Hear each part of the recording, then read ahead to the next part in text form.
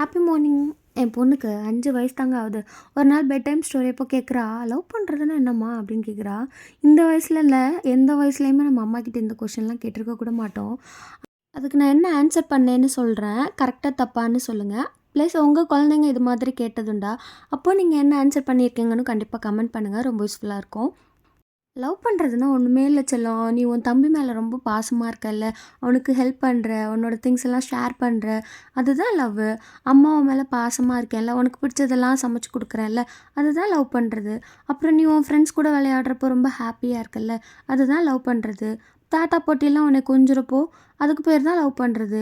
இந்த மாதிரி அவள் தலைமுடியை கொதிக்கிட்டே நான் சொல்லும்போது அவள் கேட்குறா, "அவ்வளோதானாம்மா, இதுதானா லவ்வு?" அப்படின்னு ரொம்ப இன்னசென்ட்டாக கேட்டா. அவள் எது உண்மையான லவ்வுன்னு அவள் ஃபீல் பண்ணுற ஏஜில் கூட இதே மாதிரி என்கிட்ட ஷேர் பண்ணணுன்னு நான் ரொம்ப ஆசைப்பட்றேன். இது கரெக்டாக தப்பான்னு தெரியல. கமெண்ட் பண்ணுங்கள். வீடியோ பிடிச்சா லைக் பண்ணுங்கள், ஷேர் பண்ணுங்கள். மறக்காமல் சப்ஸ்கிரைப் பண்ணிக்கோங்க. தேங்க்யூ.